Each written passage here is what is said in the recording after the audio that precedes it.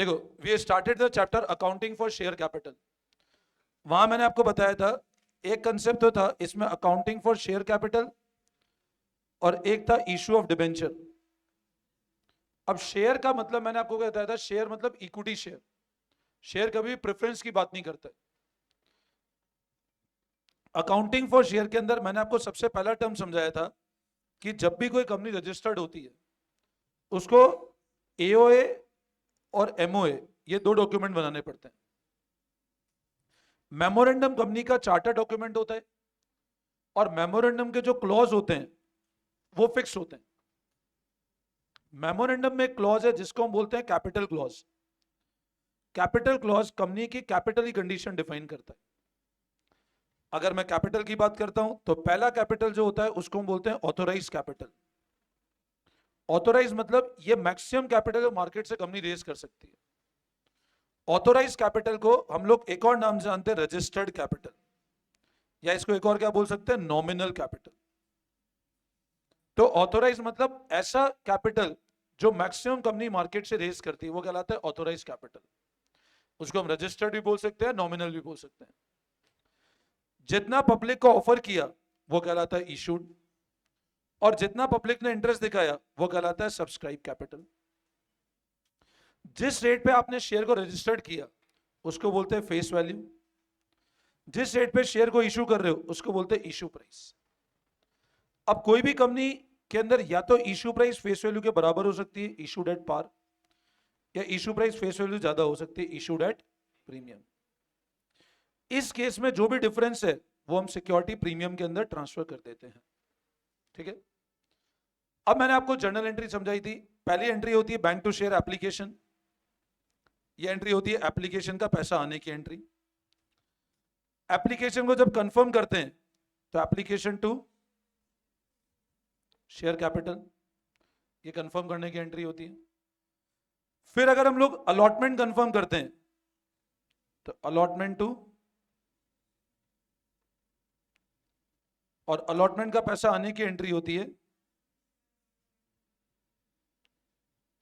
Call due करने की entry होती है, फर्स्ट कॉल सेकंड कॉल, और पैसा आने की एंट्री होती है बैंक टू।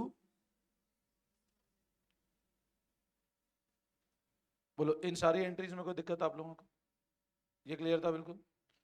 इसके बाद हमने जो अगला कंसेप्ट पढ़ा था वो हमने ये पढ़ा था, कोई भी कंपनी जब भी शेयर को इशू करती है, अगर इशू के अंदर ओवर सब्सक्रिप्शन मोड में चला गया, ओवर सब्सक्रिप्शन मतलब क्या होता है, हमने एप्लीकेशन ज्यादा ही इशू कम किए, तो सरप्लस पैसे को सबसे पहला ऑप्शन क्या होता है, या फिर क्या कर सकते हो आप, प्रोराटा। रिफंड मतलब आप कहां ट्रांसफर कर दो पेमेंट को, और प्रोपोर्शनेट अलॉटमेंट। तो जब भी शेयर को अलॉट करते हो प्रोराटा सिस्टम, तो सरप्लस एप्लीकेशन का पैसा is transfer towards allotment. Refund नहीं करना है अपने को। एप्लीकेशन में सरप्लस पैसा है वो कहां ट्रांसफर करना है हमको, अलॉटमेंट पे। अलॉटमेंट ड्यू करना है, फिर अलॉटमेंट में जितना ऑलरेडी आ चुका है माइनस करना है, उतना अमाउंट रिसीव हो जाएगा। ये क्लियर था। उसके बाद मैंने आपको कंसेप्ट बताया था अप्लाइड का, और एक कंसेप्ट बताया था अलॉटेड का। अप्लाइड 500, अलॉटेड भी 500, तो कोई दिक्कत ही नहीं है। अप्लाई हुआ 500, अलॉट भी 500 के, कोई इशू नहीं है। इशू कब आता है, अप्लाइड किए 500 और अलॉट हुए 300। तो यहां अगर आपको अप्लाइड की डिटेल की तो अलॉटेड निकालो, अलॉटेड की है तो अप्लाइड निकालो। समझे बात को? ये कैलकुलेशन हमने अप्लाइड अलॉटेड में की थी। अगर मान लो ऐसा लिखा है, इसका मतलब पैसा इसको रिफंड कर देना है अपने को, इसमें कोई रिफंड नहीं हुआ, ये केस क्या कहलाता है, प्रोराटा, और इसमें सारा का सारा अलॉटमेंट हो गया। यहां तक किसी को डाउट? अब मैंने आपको 2 मिनट का टाइम दे रहा हूं, एक बार आप फटाफट जितना मैंने पढ़ाया फटाफट रीड कर लो, बिल्कुल बातें नहीं होनी चाहिए, बिल्कुल ढंग से एक बार पढ़ लो जितना आपने अभी तक शेयर करने में पढ़ा है। ठीक है ना? फटाफट, मतलब नेक्स्ट 3 मिनट से पूरा एक बार रिकैप कर लो चैप्टर को टिल प्रोराटा, फिर फोरफीचर कंसेप्ट बताता हूं मैं। फटाफट रीड करो बेटा एक बार। देखो इसके बाद हमने जो अगला कंसेप्ट पढ़ा था वो था शेयर फोरफीचर का। शेयर फोरफीचर में मैंने क्या बताया था, शेयर फोरफीचर मतलब क्या होता है, शेयर को किस कारण से? अगर पैसा नहीं आता है तो कंपनी क्या करती है? शेयर कैंसिल कर देती है। यहां पर ध्यान रखना, अगर आपने शेयर को फॉरफिट कर दिया तो जितना भी अमाउंट आपको रिसीव हो गया है वो कभी भी आप रिफंड नहीं करोगे। अगर आपने शेयर को फॉरफिट कर दिया ड्यू टू नॉन पेमेंट, तो जितना भी अमाउंट आपको रिसीव हो गया वो रिफंड नहीं करना है अपने को। अब यहां पर ध्यान रखना, मैंने आपको एक वर्ड बताया था कॉल्ड अप, एक वर्ड बताया था पेड अप। कॉल्ड अप का मतलब होता है कैपिटल के लिए कितना पैसा मंगवाया, और पेड अप मतलब होता है कैपिटल के लिए कितना पैसा आया। कॉल्ड अप और पेड अप में कभी भी प्रीमियम इंक्लूड नहीं होता है, ध्यान रखना। अब सर वो इंक्लूड क्यों नहीं होता है, उसका एक लॉजिक है, वो मैं आगे समझाऊंगा। अज्यूम करो इशू प्राइस 12 है, फेस वैल्यू 10 रुपए। अगर कंपनी ने मान लो ऐसे इशू किया, 3 रुपए एप्लीकेशन, 4 रुपए अलॉटमेंट, 3 रुपए फर्स्ट कॉल और 2 रुपए कंपनी का प्रीमियम हम लोग लास्ट में मंगवाएंगे। अगर यहां तक कंपनी मंगवा चुकी है पैसा,